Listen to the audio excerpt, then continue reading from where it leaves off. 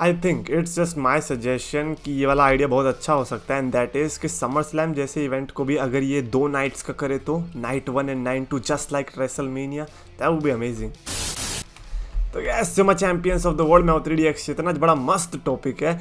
10 times wrestling did what is best for business, and उन्होंने फिर upset कर दिया फैंस को। मतलब बिजनेस के लिए तो अच्छा था लेकिन फैंस को अपसेट कर दिया। Oh my God, they are gonna cry like a cry baby man.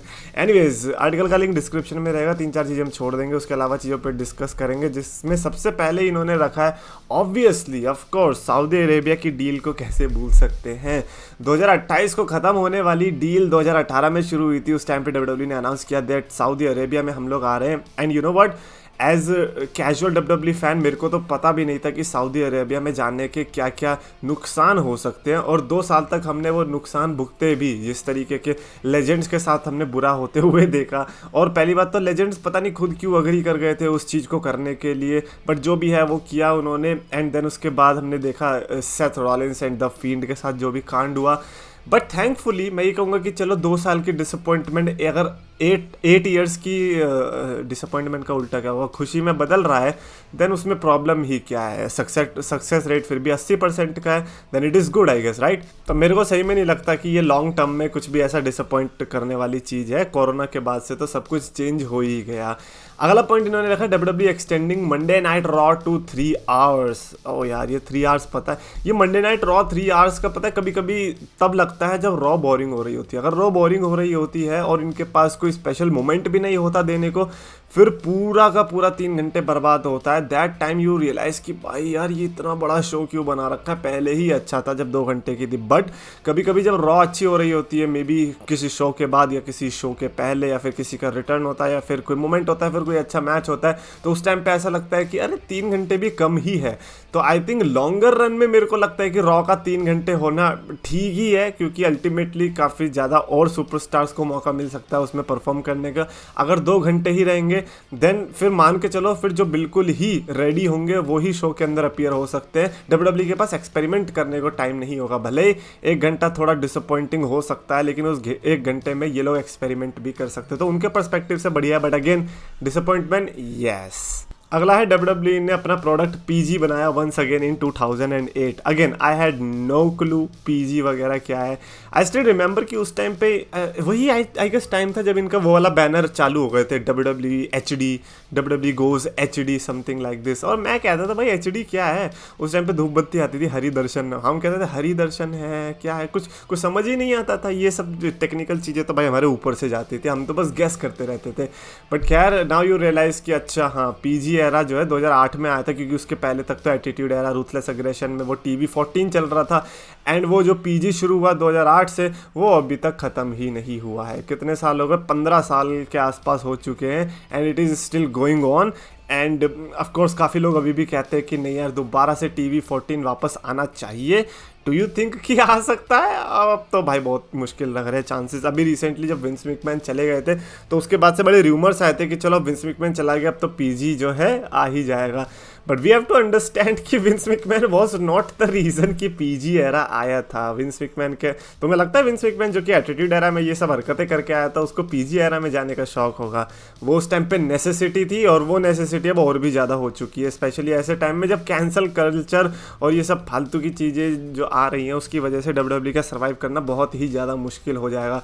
तो आप TV14 की बात कर रहे हो, मेरे को तो लगता है ये PG से भी कोई अगर और नीचे ना हो उसमें ना चले जाए कि भैया आज से हम खेलेंगे बारबी डॉल का मैच। अगला है द ग्रेट खली and Jinder Mahal winning world championships. I never understand कि इन लोगों को भाई इंडियन के चैंपियनशिप्स जीतने से क्या दिक्कत है। इनको हजम नहीं होता that India is the best country in the world right now, है ना। अब बताओ यार, ग्रेट खली ने चैंपियनशिप जीती, जिंदर महल ने चैंपियनशिप जीती, तुम्हारा क्या जा रहा है? तुम्हारे में से भी तो ये जीती है, मैं नाम नहीं लूँगा सुपरस्टार्स का, वरना फिर कहेंगे अरे यार इसने क्या बुरा किया। ऑफकोर्स बुरा किया था, एटलीस्ट इनसे तो कम ही पॉपुलर हुए वो एज चैंपियन, इन्होंने कम से कम रिएक्शन तो दिलाया। और खली का WWE चैंपियन बनना बहुत बड़ा रोल प्ले करता है कि इंडिया में उतना बड़ा फैन बेस बना, उस कैजुअल ऑडियंस तक पहुंचा। बिलीव और नॉट, बट द ग्रेट खली का चैंपियन बनना वॉज नेसेसरी। खली का ऑफ कोर्स इस पर हम डिबेट कर सकते हैं, सॉरी जिंदर महल पे हम डिबेट कर कर सकते हैं, बट ग्रेट खली के पे ना, कोई चांस ही नहीं। ग्रेट खली का डेफिनेटली जरूरी था चैंपियन बनना, इनफैक्ट 1-2 बार और बनते तो ज्यादा मजा आता। अगला इन्होंने रखा जॉन सीना का कभी भी हील ना बनना। यार ये तो एक तो पता है, John Cena is that type of character जिनके लिए आई थिंक, मेरे को लगता है कि जॉन सीना के लिए भी शायद उन्हें लगता होगा कि बड़ा मुश्किल होगा, स्पेशली एक गाय जिसने इतनी अच्छी अच्छी चीज़ें करी है, मेकअप विश करता है बंदा, एंड देन सडनली आप बुरे बंदे बन जाओगे। I mean I don't know man, अगर स्टार्टिंग में होता जॉन सीना का हील बनना, जो कि था भी, तो समझ भी आता है, लेकिन इतना सब करने के बाद बहुत मुश्किल था जॉन सीना का हील बनना, फैंस के लिए बहुत मुश्किल था देखना। चलो फैंस के पर्सपेक्टिव से तो छोड़ ही दो, क्योंकि जितना मुश्किल होगा फैंस का जॉन सीना को हील बनते देखना, उतना अच्छा होगा जॉन सीना के हील कैरेक्टर के लिए। बट अल्टीमेटली जॉन सीना के आई गेस वो बेस में नहीं फिट हो रहा था। कितने भी सुपरस्टार्स ले आओ, आप हल्क होगन ले आओ या फिर द रॉक ले आओ, जॉन सीना ले आओ, जॉन सीना ही वो बंदे निकलेंगे जिनके लिए आप एक्सपेक्ट ही नहीं कर सकते कि ये बंदा कभी भी हील बन सकता है। और अगर अभी बनता है और हमें रॉन्ग प्रूफ करता है, then that is great. Otherwise John Cena is definitely best for baby face. अगला इन्होंने लिखा Roman Reigns getting a huge baby face push when he was not ready. यार रेडी क्या ही बोले हैं अब यार, अगर उस टाइम पे बंदे को पुश ना करते ना, तो आज रोमन रेंस यहाँ तक भी ना होता। हाँ लाइक कितना स्टूपिड लगता ना, रोमन रेंस 2-2 बेल्ट उठा रहा है इस समय और आधे लोग जानते भी नहीं है रोमन रेंस कौन है। दैट वाज द नेसेसिटी उस टाइम पे। अगर अंडरटेकर के साथ मेन इवेंट ना होता या फिर ब्रॉक लेसनर के साथ मैच ना होता, भले ही उस टाइम पे may be, just may be, Roman Reigns को यूएस की हार्डकोर ऑडियंस पसंद नहीं कर रही थी, और कुछ हमारी जैसी ऑडियंस भी जो उस टाइम पे कूल लगने के लिए हेट कर रही थी रोमन रेंस को, जस्ट बिकॉज उनको पसंद नहीं आ रहा था, डजंट मीन कि इसकी ज़रूरत थी। मेरे को लगता है वो सब फेलियर्स के बाद ही रोमन रेंस का ये जो रेन इस समय लेजेंडरी बना है, वो उसी लिए बना है बिकॉज वो सब फेलियर्स देखने को मिले। अदरवाइज बना लेते फिर आप हील, ऐसे थोड़ी ना हलवा कोई हील बन जाएगा है। ले आओ किसी भी रैंडम सुपरस्टार, कार्लिटो को उठा लो, बना दो हील, है ज़बरदस्ती कुछ भी। अगर अभी रोमन रेंस का ये हील टर्न ना हुआ होता, ये हील वाला रेन ना देखने को मिल रहा होता, ये सुपीरियर गॉड वाला, और सिर्फ रोमन रेंस का हमें 2019 तक का जो हमें बेरन कॉर्बिन के साथ राइवलरी देखने को मिली थी अर्ली 2020s तक, अगर सिर्फ वही होता तो मैं एग्री कर सकता था। बट नाउ लुक बैक करके आपको पता चलता है why that was important. And finally है the Rock versus John Cena main eventing instead of CM Punk at WrestleMania 29। यार ये क्या सीएम पंक के फैन नहीं, भाई सीएम पंक का फैन तो मैं भी हूँ, but this is so wrong. Imagine John Cena and the Rock, अब बस नाम देखो यार, John Cena and the Rock, and then you say कि सीएम पंक का मैच मेन इवेंट में होना चाहिए था। Are you serious right now? I mean it's not कि यार ऐसे Roman Reigns versus Undertaker main event नहीं हुआ, वो तो टाइटल मैच भी नहीं था, just like CM Punk versus Undertaker, और राइवलरी भी अच्छी थी।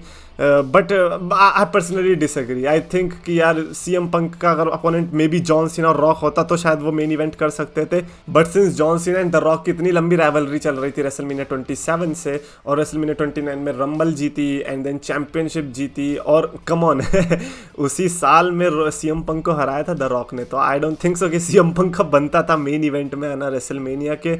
हाँ मैं जरूर चाहता था कि सीएम पंक किसी रेसलमेनिया को मेन इवेंट करे और वो रेसलमेनिया 29 ही होती, अगर उसमें John Cena versus the rock ना होता तो। So that is my thing. Definitely comments में आप लिख के बताना आपके अकॉर्डिंग कि मैं यही वाला क्वेश्चन पूछता हूँ कि सीएम पंक को क्या रेसलमेनिया 29 में मेन इवेंट करना चाहिए था against the Undertaker. I mean match was good definitely, और हो सकता है कि John Cena versus the rock से भी ज़्यादा अच्छा होगा, क्योंकि काफ़ी ज़्यादा लोगों को वो वाला मैच ज़्यादा पसंद आया था, and I am one of them. मेरे को वाला ज़्यादा मैच अच्छा लगा था, but when it comes to main event I think this was necessary. Comments में लिखना अपने थॉट्स, और अगर आपको वीडियो पसंद आया तो प्लीज लाइक करो, शेयर करो, चैनल को सब्सक्राइब करो।